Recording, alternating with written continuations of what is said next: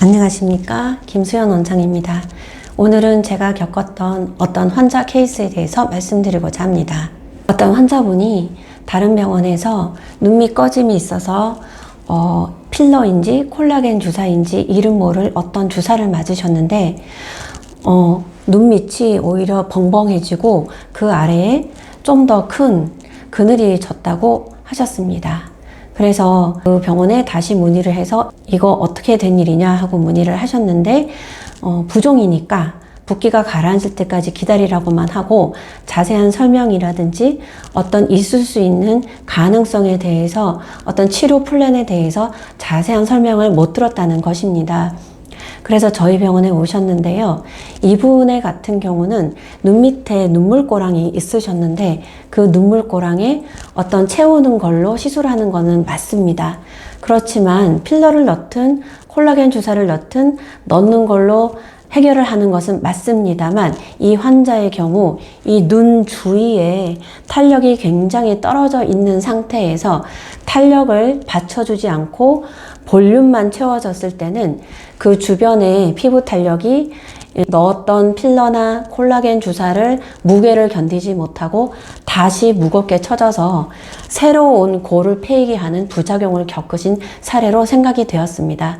그래서 저는 그분이 오셨을 때 어떤 주사를 넣었는지 정확하게 알 수가 없었기 때문에 일단은 녹이는 것보다는 그 주위에 있는 피부나 어떤 근육, 지방층의 탄력을 살려줘서 그 무거운 모양을 좀 펴주는 목적으로 시술을 해드렸습니다. 당연히 리프팅 시술을 해드렸고요. 이분의 경우는 이 아래쪽 피부가 두껍고 무거운 편이셨고 일반적인 레이저 리프팅으로는 그 힘을 다 줄 수가 없다고 판단되었기 때문에 저는 실 리프팅으로 해결을 해드린 케이스였습니다. 그래서 모노실과 짧은 코구실을 가지고 믹스해서 이 윗볼 전체의 피부, 지방층, 근육층까지 탄탄하게 탄력을 세워드려서 무겁게 내려와서 그늘이 졌던 것을 펴드리는 목적으로 시술을 시행하였고 그래도 증상이 많이 완화된 모습을 보이셨습니다. 자, 그래서 오늘은 이 눈 밑에 그늘 지는 것에 대해서 좀 더 부연 설명을 해드리고자 하는데요.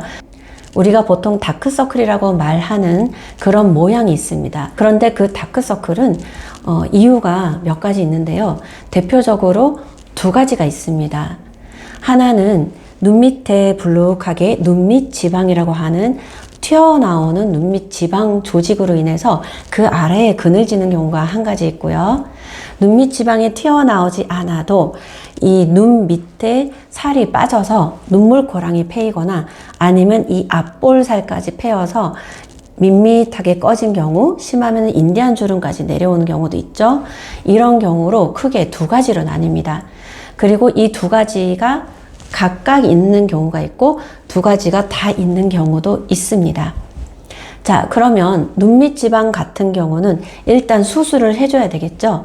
눈밑 지방에 대한 수술을 하고 수술을 한 다음에 그 밑에 눈밑 꺼짐이 동반되어 있는 것이 발견되었다면 그때 필러나 지방 이식으로 채워주는 것으로 해결하면 되겠죠.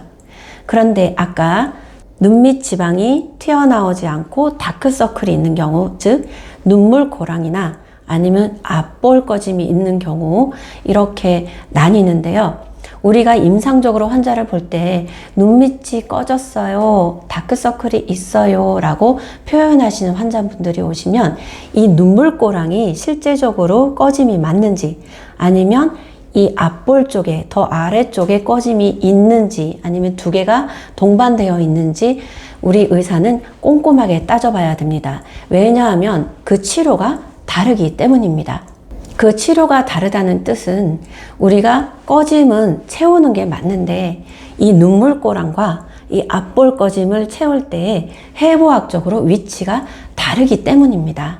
그래서 우리가 필러나 어떤 채우는 물질로 눈물고랑을 넣을 때는 이쪽으로 보통 접근해서 근막을 살짝 하나 뚫고 눈밑 겉에 받쳐주고 있는 근육층 안에다가 살짝 채워줘야 되는 것입니다.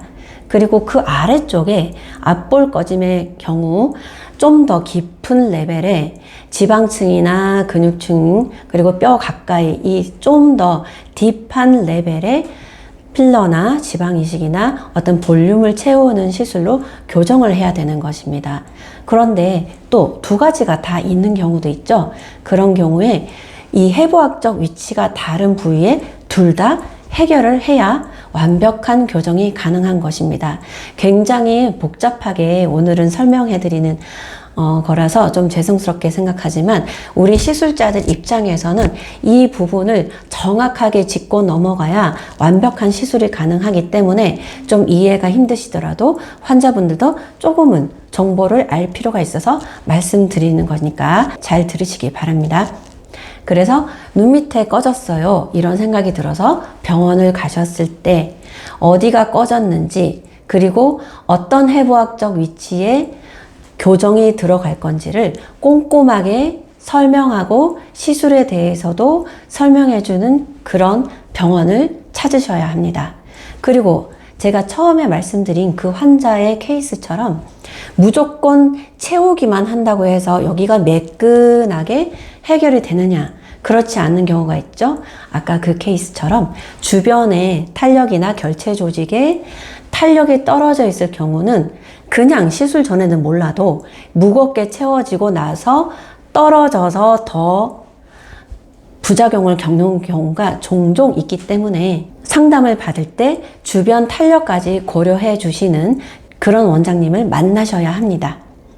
자, 그래서 저 같은 경우는 눈 밑에 그늘이 졌다고 오셨을 경우에는 어디에 정확하게 해부학적 위치에 꺼짐이 있는지 구분을 해야 하고 주변 피부나 결체 조직의 탄력성은 어떤지 체크를 유심히 한 후에 일단 탄력과 볼륨 채우는 것을 동시에 해야 되는 경우가 있다면 저 같은 경우는 리프팅 시술을 먼저 한 다음에 펴준 다음에 그래도 남아있는 그늘에 대해서 채워 넣는 것을 함께 시술합니다. 함께 시술할 때도 이렇게 순서가 있다는 점 알고 계셔야 합니다. 자, 지금까지 눈밑 꺼짐, 다크서클, 그리고 눈밑 필러 시술에 대해서 말씀드렸는데요. 이 눈밑이라는 이 조그만 공간에도 굉장히 여러 가지 노화 현상, 어떤 해부학적 변화에 따라서 어떤 식으로 치료를 접근할 것인지는 굉장히 미세하고 섬세한 부분이 있기 때문에 정확하게 진단받고 정확한 시술을 받으시기를 강력히 추천드립니다. 감사합니다.